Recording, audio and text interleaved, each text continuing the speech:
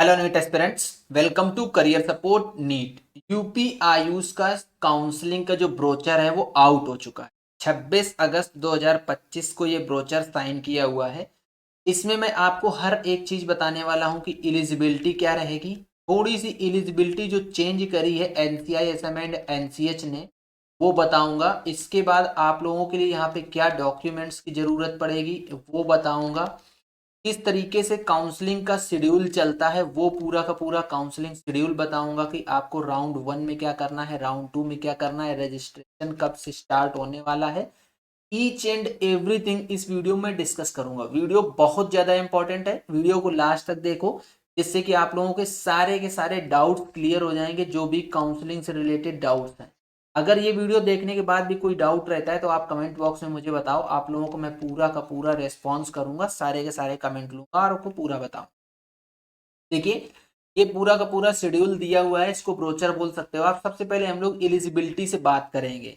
ये है एलिजिबिलिटी, अभ्यर्थियों के लिए एलिजिबिलिटी। देखिए, आपको नीट यूजी 2025 क्वालिफाई होना चाहिए। आप नीट यूजी 2020, आप स्टेट कोटा से आ रहे हो या ऑल इंडिया कोटा से आ रहे हो, अगर आप नीट यूजी क्वालिफाइड नहीं तो आप यूपी आयुष में पार्टिसिपेट नहीं कर सकते। एक चीज ये। दूसरी चीज, बीएएमएस बीएचएमएस बीयूएमएस के लिए पहले क्या होता था, 10+2 में पीसीबी में 50% चाहिए होता था।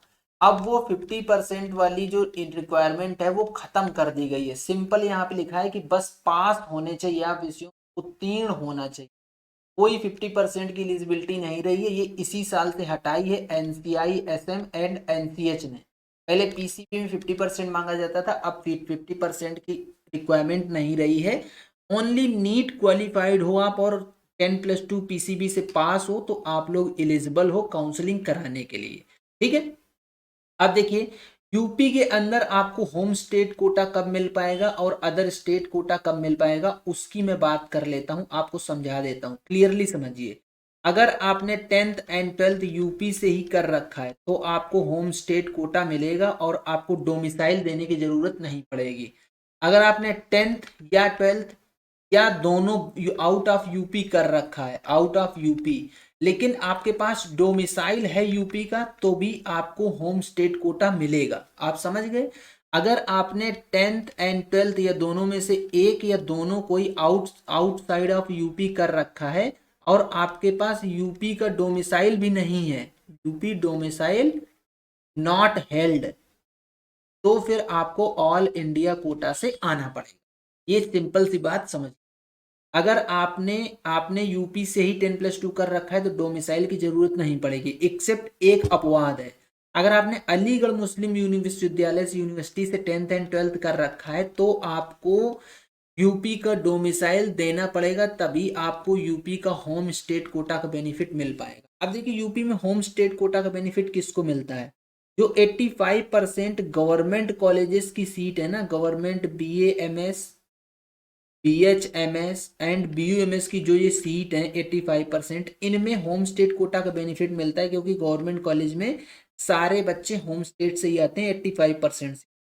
अगर हम लोग प्राइवेट कॉलेज की बात करें तो प्राइवेट कॉलेज की 100% सीट ओपन फॉर ऑल है, ओपन फॉर ऑल है।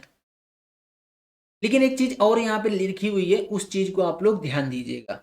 प्राइवेट कॉलेजेस की जो 15% सीट है वो ऑल इंडिया कोटा के स्टूडेंट के लिए होती हैं, और जो 85% सीट है वो state quota plus all India Kota दोनों के स्टूडेंट के लिए होती हैं। ये इसमें ब्रोचर में क्लियरली लिखा है। लेकिन ये जो 15% ऑल इंडिया कोटा सीट्स हैं, यहाँ पे इसमें लिखा है, साफ साफ लिखा है, वो मैं आपको अभी समझा दे रहा हूँ।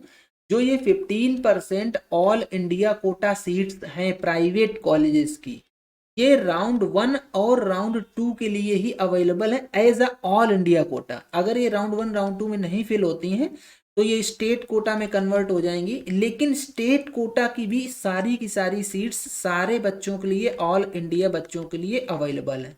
अब आप ये सोचोगे कि तो ये अंतर क्या हुआ, इसका अंतर ये हुआ कि ये जो 15% ऑल इंडिया कोटा सीट्स हैं, इनमें अगर आप अपने स्टेट की कैटेगरी से क्वालिफाई हो, कैटेगरी क्वालिफाई हो ना अगर आप, तो भी आप इस पे एलिजिबल हो अप्लाई करने के।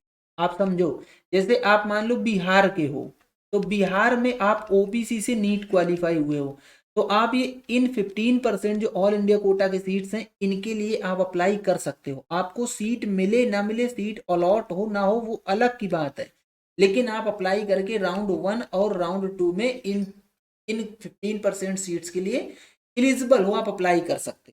अब ये दो सेकेंड राउंड तक अगर ये पूरी 15% सीट नहीं फिल होती तो फिर ये सारी की सारी सीट स्टेट कोटा में कन्वर्ट हो जाएंगी।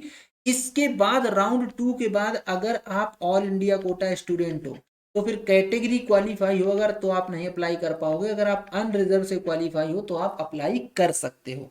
इतना सिंपल सा इसमें डिफरेंस है और कोई डिफरेंस नहीं है। इसके पहले क्या होता था, कैटेगरी क्वालिफाई को यहाँ पे ऑप्शन नहीं मिलता था अप्लाई करने के लिए, लेकिन अब कैटेगरी क्वालिफाई भी अप्लाई कर सकते। 31 दिसंबर 2025 को आपकी आयु 17 वर्ष पूरी हो जानी चाहिए। अब देखिए ऑनलाइन पंजीकरण एवं पंजीकरण शुल्क, सबसे पहले रजिस्ट्रेशन फीस की बात कर लेते हैं। अगर आप नॉर्मल राउंड में राउंड 1, राउंड 2, राउंड 3 में रजिस्ट्रेशन करोगे तो आपको 2,000 रुपये रजिस्ट्रेशन फीस। ये 2,000 रुपये रजिस्ट्रेशन फीस के साथ साथ आपको 20,000 रुपये सिक्योरिटी मनी देनी है। अभी इसमें सिक्योरिटी मनी का नहीं लिखा है, बाद में डिस्कस कर लेता हूँ। अगर आप स्ट्रे वैकेंसी राउंड में भी जा रहे हो, देखो राउंड 1, 2, 3, राउंड 1, 2, 3 में जैसे आपने पार्टिसिपेट किया, अब आप 2,000 रुपये पेमेंट कर चुके थे, लेकिन आपको सीट नहीं मिली, आप स्ट्रे वैकेंसी राउंड में जा रहे हो, तो फिर अब आप स्ट्रे वैकेंसी राउंड में आपको 1,000 रुपये और पेमेंट करना पड़ेगा, तब आपका स्ट्रे वैकेंसी राउंड के लिए आप एलिजिबल हो गए, मतलब रजिस्ट्रेशन होगा। अगर आप डायरेक्ट स्ट्रे वैकेंसी राउंड में ही रजिस्ट्रेशन कर रहे हो तो आपको 2,000 रुपये पेमेंट करना होगा, तब आप स्ट्रे वैकेंसी राउंड के लिए एलिजिबल होगे, रजिस्ट्रेशन कर पाओगे, और ये पूरा का पूरा नॉन रिफंडेबल रहेगा। अब बात कर लेते हैं सिक्योरिटी मनी की। अगर आप गवर्नमेंट कॉलेजेस के लिए अप्लाई कर रहे हो तो आपको 20,000 रुपये सिक्योरिटी मनी देनी है। अगर आप प्राइवेट प्लस गवर्नमेंट कॉलेज के लिए अप्लाई कर रहे हो तो आपको 50,000 सिक्योरिटी मनी देनी है। अगर आप ओनली प्राइवेट कॉलेज के लिए अप्लाई कर रहे हो तो 50,000 सिक्योरिटी। देखिए, जो बच्चा स्टेट कोटा का होगा तो स्टेट कोटा का अगर बच्चा है तो वो ओनली गवर्नमेंट के लिए अप्लाई करेगा तो 20,000 सिक्योरिटी मनी रहेगी। वही स्टेट कोटा का बच्चा गवर्नमेंट प्लस प्राइवेट दोनों के लिए अप्लाई करेगा तो 50,000 सिक्योरिटी मनी रहेगी। अब जब ऑल इंडिया कोटा का जो बच्चा आएगा और वो प्राइवेट कॉलेजेस के लिए अप्लाई करेगा तो उसके लिए सिक्योरिटी मनी 50,000। ये सिक्योरिटी मनी रिफंडेबल होती है आपकी, ये आपके रिफंड आ जाएगी, लेकिन आपको टर्म्स एंड कंडीशन फॉलो करने होंगे। मैंने एक वीडियो ऑलरेडी बना रखा है कि आपको सिक्योरिटी मनी कैसे बचानी है, वो आप देख लीजिए कि सिक्योरिटी मनी कैसे बचेगी। अदरवाइज अगर आप टर्म्स एंड कंडीशन नहीं फॉलो कर पा रहे हो, सेल्फ काउंसलिंग नहीं कर पा रहे हो, तो करियर सपोर्ट नीट का ये हेल्पलाइन नंबर लिखा है, इस पे व्हाट्सएप करके पेड ब्रोचर ले लो। हमारा बहुत ही सस्ता पेड काउंसलिंग ब्रोचर है, आपको पूरी की पूरी काउंसलिंग करके दे दी जाएगी। आप टीम से रीच आउट करके पेड काउंसलिंग ब्रोचर ले सकते हो। अगर आप सारे टर्म्स एंड कंडीशन फॉलो करते हो कर लोगे तो आपकी सिक्योरिटी मनी वापस आएगी। आपको कॉलेज अलॉट होगा तब भी वापस आएगी, तब भी रिफंड होगी security money. College not allotted तब भी सिक्योरिटी मनी रिफंड होगी, देयर इज नो डाउट। ये आप लोग समझ लीजिए। अब देखिए, जैसे मैं यहीं पे अपग्रेडेशन वाली चीज़ें आपको बता देता हूँ। अगर आपको राउंड 1 में सीट मिल जाती है तो आप राउंड 2 में अपग्रेड कर सकते हो, या फिर आप अपने राउंड 1 की सीट को ज्वाइन कर सकते हो, या फिर आप राउंड 1 की सीट से फ्री एग्जिट ले सकते हो।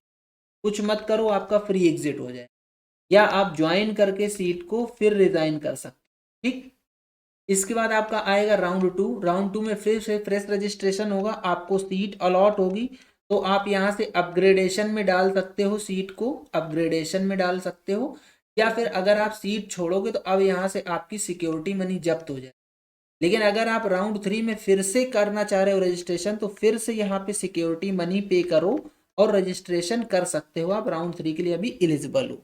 अब राउंड 3 की बात आई, राउंड 3 में आपको सीट मिलती है तो अब आप अपग्रेडेशन में भी नहीं डाल सकते हो, और अगर आपको सीट मिली आपने ज्वाइन नहीं किया तो आप स्ट्रे वैकेंसी राउंड में के लिए भी एलिजिबल नहीं रहोगे। ये सिंपल सा फंडा है इसका अपग्रेडेशन का, और राउंड 1, राउंड 2, राउंड 3 में रजिस्ट्रेशन का। इसके बाद स्ट्रे वैकेंसी राउंड की जब बात आती है तो स्ट्रे वैकेंसी राउंड में आपको सीट मिलती है, आपको कॉलेज ज्वाइन करना पड़ेगा, नहीं ज्वाइन करोगे सिक्योरिटी मनी चली जाएगी और आप अगले राउंड के लिए काउंसलिंग में प्रतिभाग नहीं कर पाओ। अब बात आती है डॉक्यूमेंट्स के लिए। अभ्यर्थियों के अभिलेखों का सत्यापन। दो तरीके से डॉक्यूमेंट वेरिफिकेशन होता है, एक ऑनलाइन होता है, एक भौतिक होता है। ऑनलाइन मतलब जब आप रजिस्ट्रेशन करते हो उस टाइम आपको कुछ डॉक्यूमेंट्स अपलोड करने पड़ते हैं, फिर वो ऑनलाइन वेरीफाई करे जाते हैं। भौतिक में वो होता है जब आपको सीट अलॉट हो जाती है, इसके बाद आपको जाके नोडल सेंटर में अपने डॉक्यूमेंट वेरीफाई करवाने होते हैं, तो वो भौतिक सत्यापन होता है। नोडल सेंटर कहाँ बना है अभी आपको बताता हूँ। जो ऑनलाइन डॉक्यूमेंट वेरिफिकेशन होगा उसमें क्या क्या डॉक्यूमेंट चाहिए वो समझिए आप लोग। 10th की मार्कशीट एंड सर्टिफिकेट, 12th की marksheet and certificate, NEET UG का स्कोर कार्ड, अगर आप कोई रिजर्व कैटेगरी से आते हो तो उसका संबंधित प्रमाण पत्र, डोमिसाइल सर्टिफिकेट, बताया मैंने डोमिसाइल की क्या कंडीशन है, अगर लागू है तो डोमिसाइल सर्टिफिकेट लगाना पड़ेगा। आप अपने आधार कार्ड से रजिस्ट्रेशन कर रहे हो, अगर आधार ओटीपी से वेरीफाई हो जाता है तो आधार से करिए, अदरवाइज आप पैन कार्ड से रजिस्ट्रेशन कर सकते हो या फोटो युक्त बैंक पासबुक से शैक्षणिक संस्था से निर्गत फोटो एक पहचान पत्र भी अपलोड करना होगा। ये मतलब driving licence, passport, PAN card, photo एक बैंक पासबुक, अंतिम शैक्षणिक संस्था से निर्गत फोटो एक पहचान पत्र आपको अपलोड करना हो। अब बात आती है भौतिक सत्यापन, मतलब नोडल सेंटर में जब आप जाओगे तो वहां पे कौन कौन से आपके डॉक्यूमेंट्स वेरीफाई करे। ये देखिए, काउंसलिंग स्थल तथा आवंटित महाविद्यालय में प्रवेश के समय कराई जाएगी उक्त हेतु अभ्यर्थियों को निम्नलिखित अभिलेख मूल रूप से एवं स्वप्रमाणित एक एक छाया प्रति सहित निर्धारित समय तिथि स्थान पर स्वयं उपस्थित। मतलब ओरिजिनल डॉक्यूमेंट्स तो आपको लेके जाना ही जाना है, उसके साथ साथ जीरोक्स भी लेके जानी है, वो भी एक सेट रहेगा पूरा जीरोक्स का, सेल्फ अटेस्टेड रहेगा वो। ठीक है, सेल्फ अटेस्टेड। क्या क्या है, नीट यूजी का score card and admit card, high school और इंटरमीडिएट की मार्कशीट एंड सर्टिफिकेट, अगर डोमिसाइल सर्टिफिकेट एप्लीकेबल है तो यूपी स्टेट के द्वारा इशू किया गया डोमिसाइल सर्टिफिकेट चाहिए यहाँ पे। इसके बाद अगर आपका कैटेगरी सर्टिफिकेट कोई एप्लीकेबल है तो यूपी स्टेट का कैटेगरी सर्टिफिकेट चाहिए। अब आप यहाँ पे ध्यान दीजिए, अगर आप ओबीसी से आते हो तो आपका 1 अप्रैल 2025 के बाद का ओबीसी सर्टिफिकेट बना होना चाहिए। अगर आप ईडब्ल्यूएस कैटेगरी से आते हो तो आपका 1 अप्रैल 2025 के बाद का ईडब्ल्यूएस सर्टिफिकेट बना होना चाहिए। अगर आप SC ST कैटेगरी से बिलोंग करते हो, SC या ST कैटेगरी से बिलोंग करते हो तो ये भी यूपी स्टेट ने जो बनाया होगा आपका कैटेगरी सर्टिफिकेट वो लगेगा। सेंट्रल गवर्नमेंट ने जो इशू किया है वो नहीं मान्य होगा। सेम ओबीसी के लिए अगर सेंट्रल गवर्नमेंट का आप लोग लगाओगे सर्टिफिकेट तो वो मान्य नहीं होगा आप लोगों को। काफी सारे रिजर्वेशन है, स्वतंत्रता संग्राम सेनानी, भूतपूर्व सैनिक, इसमें पीडब्ल्यूबीडी, एनसीसी सर्टिफिकेट है तो भी आपको यहाँ पे रिजर्वेशन मिलेगा ही मिलेगा आप लोगों को। ठीक है, अब देखिए ये मैं आपको ऑलरेडी बता चुका 1 अप्रैल 2025 का। अब आगे आता है एक पासपोर्ट साइज फोटोग्राफ जो उसी निगेटिव से बना हो जिसे अभ्यर्थी ने नीट यूजी 2025 की परीक्षा के समय अपलोड किया हो। पहचान पत्र के लिए ड्राइविंग लाइसेंस, आधार कार्ड, बेसिकली आधार कार्ड आप लोग ले लेना। ऑनलाइन पंजीकरण का प्रिंट आउट, जो आप रजिस्ट्रेशन करेंगे उसका प्रिंट आउट लेके जाना है। जो आप नॉर्मल फीस पर पे करेंगे उसका भी प्रिंट ले लेना, और सिक्योरिटी डिपॉजिट का भी प्रिंट आप लोग ले लेना। ये प्रिंट ले जाके आपको नोडल सेंटर में दिखाना है जाके, तभी आप लोगों का डॉक्यूमेंट वेरिफिकेशन होगा। नोडल सेंटर बना कहाँ है आपका, ये बना हुआ है national homeopathic medical college, Hahnemann चौराहा, गोमती नगर, लखनऊ में नोडल सेंटर होगा। जो पिछली साल बना था वही इस साल भी बना है। अगर आप पीडब्ल्यूबीडी कैंडिडेट हो तो आपके पास पीडब्ल्यूबीडी सर्टिफिकेट होना चाहिए। कहाँ से होना चाहिए, दिव्यांगता प्रमाण पत्र, आयुष मंत्रालय, भारत सरकार द्वारा निर्धारित केंद्रों व जारी प्रारूप पर ही मान्य होंगे। जो निर्धारित केंद्र बताए गए हैं और जो उसका प्रोस्पेक्टस डिसाइड किया गया है उसी के बेस पे आपको पीडब्ल्यूबीडी का रिजर्वेशन मिलेगा। प्रथम एवं द्वितीय चक्र की काउंसलिंग में यदि कोई अभ्यर्थी किसी दूसरी संस्था में प्रवेशित है, ध्यान दीजिए आप लोग, और उसके मूल अभिलेख उस संस्था में जमा है, ऐसी स्थिति में अभ्यर्थी उस संस्था की अनापत्ति तथा मूल अभिलेखों के जमा होने का प्रमाण पत्र प्रस्तुत करेगा। परंतु आवंटित संस्था में प्रवेश के समय अभ्यर्थी को मूल प्रमाण पत्र प्रस्तुत करना अनिवार्य होगा। आवंटित संस्था में मूल प्रमाण पत्र प्रस्तुत न करने की स्थिति में उसका आवंटन निरस्त समझा जाएगा, जिसकी समस्त जिम्मेदारी अभ्यर्थी की। ध्यान से समझिए, आपको राउंड 1 में कॉलेज मिलता है ए, राउंड 2 में आप सोच रहे हो कि आपको कॉलेज मिल जाए बी।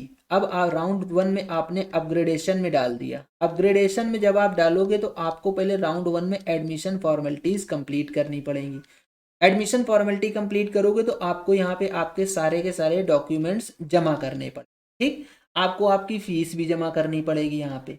फिर जब आप राउंड 2 में अपग्रेडेशन में डाल दोगे तो राउंड 2 की जब आपको सीट अलॉट होगी तो उसके टाइम पे आपको राउंड 1 वाले कॉलेज से अनापत्ति प्रमाण पत्र देना होगा। यहाँ पे अनापत्ति प्रमाण पत्र राउंड 1 में जब कॉलेज कोई कॉलेज नाटक करेगा तो आप लोगों को क्या करना है, ऐसा नहीं कि कॉलेज नाटक कर रहा है तो आप लोगों ने बस वहीं पे छोड़ दिया। डेली उसके पास जाओ कि भैया मुझे दीजिए, ये तो ब्रोचर बोलता है कि मैं राउंड 2 में अपग्रेडेशन में जा सकता हूँ और आपको अनापत्ति प्रमाण पत्र देना पड़ेगा। पिछली साल ऐसे ही हुआ था, बहुत बच्चों को परेशान किया था कॉलेजेस ने।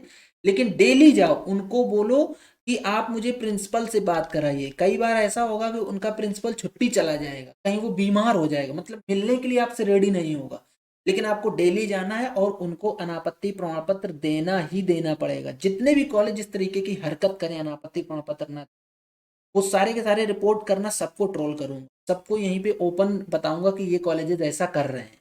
वो अनापत्ति प्रमाण पत्र आपको लेके रखना है अपने पास। इसके बाद जब आपको राउंड 2 में बी कॉलेज मिल जाएगा और आप एडमिशन लेने जाओगे, एडमिशन लेने, तो उस समय आपको ओरिजिनल डॉक्यूमेंट्स ही दिखाने होंगे राउंड 2 के बी कॉलेज में।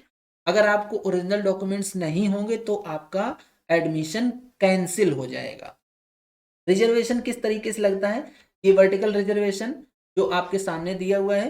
हॉरिजॉन्टल रिजर्वेशन देख लीजिए क्या क्या है। स्वतंत्रता संग्राम सेनानी के रिजर्वेशन 2% है, भूतपूर्व सैनिक के लिए रिजर्वेशन 2% है, पीडब्ल्यूडी के लिए 5% रिजर्वेशन है, महिला अभ्यर्थियों के लिए 20% है, एनसीसी कैंडिडेट्स न्यूनतम बी ग्रेडिंग सहित सी सर्टिफिकेट 1%। ये हॉरिजॉन्टल है, मतलब कोटा विद इन कोटा, आप लोग समझ सकते हो। ये हो गया आपका पूरा का पूरा रजिस्ट्रेशन संबंधी जो कुछ, रजिस्ट्रेशन बोल रहा हूँ, आरक्षण से रिलेटेड जो कुछ भी। मेन जो फंडा आरक्षण का है, वो आरक्षण का सिंपल यही है कि अगर आप ओबीसी, डब्ल्यूएस, एससी, एसटी की कैटेगरी से बिलोंग करते हो तो सिंपल वो सिर्फ और सिर्फ यूपी स्टेट से बना होना चाहिए। जो रिस्पेक्टिव अथॉरिटीज हैं जो डिजिग्नेट करी गई हैं वही बनाएं। और ओबीसी ईडब्ल्यूएस सर्टिफिकेट 1 अप्रैल 2025 के बाद का बना होना चाहिए, ठीक है। एसटी एसटी आपका पुराना है तो भी वो चलेगा, ऐसी कोई दिक्कत नहीं आएगी। अब देखिए, ये पॉइंट मैं आपको ऑलरेडी बता चुका हूं जो कि यहाँ पे लिखा हुआ है। यूपी आयुष यूजी काउंसलिंग 2025 के प्रथम एवं द्वितीय चक्र की काउंसलिंग में 15% ऑल इंडिया कोटे की सीटें सभी प्रदेशों, उत्तर प्रदेश को छोड़कर, के अभ्यर्थियों हेतु उपलब्ध होंगी। अभ्यर्थी द्वारा संबंधित प्रदेश का आरक्षित श्रेणी का प्रमाण पत्र उपलब्ध कराने पर ऑल इंडिया के आरक्षण नियमों AA CCC 2025 के ब्रोचर में उल्लिखित के अनुसार आरक्षित श्रेणी का प्रमाण पत्र उपलब्ध कराने पर नीट 2025 की मेरिट में न्यूनतम परसेंटाइल अनुमन्य हो। मतलब आप रजिस्ट्रेशन कर सकते हो अगर आप कैटेगरी क्वालिफाई हो और आप अदर स्टेट के भी हो, लेकिन सिर्फ इन 15% ऑल इंडिया कोटा की सीट्स के अगेंस्ट कर सकते हो। काउंसलिंग हेतु समय सारणी का निर्धारण एवं प्रकाशन, राउंड 1 का शेड्यूल, राउंड 2 का शेड्यूल, राउंड 3 का शेड्यूल जैसे आता जाएगा वैसे आपको अपडेट देता जाऊंगा। करियर सपोर्ट नीट के चैनल को सब्सक्राइब करके रख लो। करियर सपोर्ट नीट का ऑफिशियल टेलीग्राम चैनल भी है, टेलीग्राम चैनल को ज्वाइन कर लो। चैनल का लिंक वीडियो के डिस्क्रिप्शन बॉक्स में मिल जाएगा, जिससे कि आप लोगों का कोई भी यूपी आयुष का अपडेट ना छूटे। काउंसलिंग एवं प्रवेश प्रक्रिया का निर्धारण, ये भी देखिए 4 राउंड अभी बताए गए हैं, round 1, round 2, round 3 and stray vacancy. Stray vacancy round के बाद भी कई सारे स्ट्रे वैकेंसी राउंड होते हैं, क्योंकि जिस तरीके से नंबर ऑफ कॉलेजेस को अप्रूवल मिलता जाएगा और जिस तरीके से सीट वैकेंट रहेंगी उस तरीके से स्ट्रे वैकेंसी राउंड चलते जाते हैं।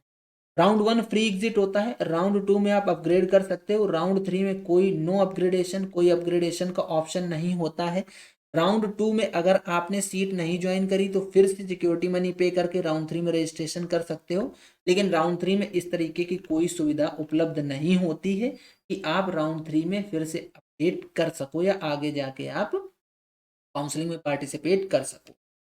निजी क्षेत्र के आयुर्वेदिक, यूनानी एवं होम्योपैथिक मेडिकल कॉलेजों में ऑल इंडिया कोटे की 15% सीटों पर प्रथम एवं द्वितीय चक्र में काउंसलिंग की प्रक्रिया की जाएगी। सिर्फ 15% जो ऑल इंडिया कोटा की सीट्स हैं उनमें सिर्फ राउंड 1 और राउंड 2 की ही काउंसलिंग हो। इसके बाद ये सीट बचती हैं तो स्टेट कोटा में आ जाएंगी। फिर कैटेगरी क्वालिफाई बच्चे रजिस्ट्रेशन नहीं कर पाएंगे। बाकी ऑल ओवर इंडिया से कोई भी बच्चा है वो यूपी में रजिस्ट्रेशन कर सकता है और यूपी के private BMS, BHMS, BUMS colleges में एडमिशन ले सकता है, कोई दिक्कत नहीं आएगी। प्रथम चक्र की काउंसलिंग का शेड्यूल आपको पूरा बता देता हूं। आप रजिस्ट्रेशन करोगे, रजिस्ट्रेशन करने के बाद आपके डॉक्यूमेंट वेरीफाई होंगे ऑनलाइन। इसके बाद आपकी स्टेट मेरिट लिस्ट आएगी। स्टेट मेरिट लिस्ट के बाद आपको चॉइस फिलिंग करने का विंडो ओपन मिलेगा। चॉइस फिलिंग करने के बाद आपको अलॉटमेंट आएगा। जब आपका अलॉटमेंट हो जाएगा तो आपके फिजिकली डॉक्यूमेंट वेरिफिकेशन होगा नोडल सेंटर पे। अब देखिए, ध्यान दीजिए, आपको नोडल सेंटर आना ही आना है, देयर इज नो डाउट, आपको नोडल सेंटर आना ही आना पड़ेगा। नोडल सेंटर से डॉक्यूमेंट वेरीफाई करा के इसके बाद आपको अलॉटमेंट लेटर फाइनली डाउनलोड हो जाएगा। वहीं पे डॉक्यूमेंट वेरीफाई होने के बाद देन आपको कॉलेज में जाके एडमिशन लेना है। अब कॉलेज में अगर आप एडमिशन लेंगे तो वहाँ पे आपको ओरिजिनल डॉक्यूमेंट्स जमा करने हैं। ओरिजिनल डॉक्यूमेंट जमा होंगे और रिमेनिंग फीस जमा होगी आपकी, जो भी कॉलेज की फीस है। तो इतना लेके आपको जाना है। फर्स्ट राउंड की जो काउंसलिंग होती है वो राउंड 1 में फ्री एग्जिट होता है। आप कॉलेज ज्वाइन करो ना ज्वाइन करो वो आपकी मर्जी है। आपकी सिक्योरिटी मनी, रजिस्ट्रेशन कुछ नहीं होगा, सब कुछ आपके पास रहेगा। लेकिन यार इसमें इन्होंने देखो ये गलत लिखा है। ये प्रथम चक्र की काउंसलिंग इन लोगों ने पुराना कहीं से टेप दिया है। ये बोल रहे हैं कि सीट आवंटन के उपरांत अभिलेखों के भौतिक सत्यापन कराने के पश्चात प्रवेश न लेने की स्थिति में धरोहर धनराशि जब्त कर ली जाए। राउंड 1 फ्री एग्जिट होता है। आप लोग ये समझिए, अपडेटेड शेड्यूल आएगा जब राउंड 1 का, उसमें आप देख लेना फ्री एग्जिट मिलेगा। राउंड 2 में फ्री एग्जिट नहीं होता है। अगर आप कॉलेज नहीं ज्वाइन करोगे तो आपकी सिक्योरिटी मनी जब्त हो जाएगी। सिक्योरिटी मनी जब्त होगी, लेकिन राउंड 3 में अगर आप फिर से सिक्योरिटी मनी पे करोगे तो आप राउंड 3 में फिर से रजिस्ट्रेशन करके काउंसलिंग कर सकते हो। थर्ड राउंड जब होता है तो थर्ड राउंड में जिन बच्चों को राउंड 1 राउंड 2 में सीट नहीं मिली थी वो एलिजिबल हैं। फ्रेश रजिस्ट्रेशन आप कर सकते हो, आप तब भी एलिजिबल हो। और अगर आपको राउंड 3 में सीट मिलती है तो आपको कॉलेज ज्वाइन करना ही करना है। कोई अपग्रेडेशन का ऑप्शन यहाँ पे अवेलेबल नहीं रहता है। और आगे देख लेते हैं क्या वैकेंसी राउंड का। मैं आपको ऑलरेडी ये चीजें बता चुका हूँ। अभ्यर्थियों द्वारा त्याग पत्र दिए जाने के संबंध में व्यवस्था का निर्धारण। त्याग पत्र आपको जो शेड्यूल चलेगा ना, round 1 round 2 round 3 stray vacancy round, ये जो कुछ भी शेड्यूल चलेगा, इस शेड्यूल के हिसाब से डेट के साथ साथ बताता जाऊंगा कि कब तक आप रिजाइन कर सकते हो अपने सीट से, जिससे कि आप लोगों को अपना पैसा बचाना पड़ जाए, काउंसलिंग पैसा ना जाए। ये क्या बोल रहे हैं, काउंसलिंग में प्रतिभा हेतु निजी क्षेत्र के आयुष मेडिकल कॉलेजों से शुल्क लिए जाने के संबंध में व्यवस्था का निर्धारण। यूपी आयुष यूजी काउंसलिंग 2025 के संचालनार्थ व्यापक प्रचार प्रसार एवं अन्य आवश्यक व्ययों की प्रतिपूर्ति हेतु निजी क्षेत्र के आयुष मेडिकल कॉलेजों से आवंटन के परिप्रेक्ष्य में प्रति कॉलेज 1 लाख रुपए ऑनलाइन प्रक्रिया द्वारा जमा कराया जाए, जो नॉन रिफंडेबल होगा। ये एक कोई नई चीज इस बार इंट्रोड्यूस हुई है। क्या बोल रहा है, आगे क्लैरिटी आएगी अभी। ये आयुष आयुष जी क्या है, आयुष मेडिकल कॉलेज द्वारा प्रवेशित छात्र छात्राओं से लिए जाने से वाले शुल्क का निर्धारण। ये शुल्क तो जैसे ही कंप्लीट ब्रोचर आएगा ना, उसमें आपकी पूरी की पूरी फीस भी लिख के आती है शेड्यूल के साथ साथ। ठीक है, आगे चलते हैं और क्या ये बोल रहा है। बाकी आगे कुछ खास अपडेट इसमें नहीं है। पूरा का पूरा काउंसलिंग शेड्यूल मैंने आप लोगों के सामने डिस्कस कर दिया है कि किस तरीके से काउंसलिंग चलेगी। जो एलिजिबिलिटी में चेंज था वो एलिजिबिलिटी में चेंज मैंने आप लोगों को बता दिया है। इसके बाद इन्होंने ये क्लियरली बोला है कि जिस तरीके से अगर कट ऑफ परसेंटाइल डाउन होता है तो कट ऑफ परसेंटाइल डाउन होने के हिसाब से जो कुछ भी एलिजिबिलिटी बनेगी उस एलिजिबिलिटी पे बच्चों को एडमिशन या रजिस्ट्रेशन करने के लिए ऑप्शन दिया जाएगा। लास्ट में मैं आपको एक अपडेट देता हूं, आपकी रैंक कितनी भी है, लेट इट बी 11 12 13 लाख जो कुछ भी है, आप लोगों को BAMS कॉलेज यूपी से दिलाएंगे। करियर सपोर्ट नीट के पेड गाइडेंस में एनरोल हो जाओ और आपको कुछ नहीं देना है। पेड गाइडेंस में आपकी पूरी काउंसलिंग कर दूंगा और आपको कॉलेज मिल जाएगा। कोई बच्चा ऐसा है जो MP, महाराष्ट्र या कर्नाटका जाना चाह रहा है, छत्तीसगढ़ जाना चाह रहे हो, यूके जाना चाह रहे हो, बिहार जाना चाह रहे हो, पंजाब जाना चाह रहे हो, ऑल ओवर इंडिया कहीं की भी आयुष काउंसलिंग अगर आप लोगों को करवानी है तो करियर सपोर्ट नीट के हेल्पलाइन नंबर पे व्हाट्सएप करके पेड ब्रोचर ले लो आपकी पूरी की पूरी काउंसलिंग कर दी जाएगी, आपको कोई दिक्कत नहीं आने। ठीक है, तो ये था पूरा कंप्लीट वीडियो। अगर आप लोगों को वीडियो पसंद आता है तो वीडियो को लाइक करो, चैनल को सब्सक्राइब करो, बेल आइकन दबा के रख लो, जिससे कि आप लोगों को इस तरीके का अपडेट मिलता रहे। आज का वीडियो यहीं तक, मिलेंगे नेक्स्ट वीडियो में नए डेटा के साथ। तब तक के लिए बाय बाय।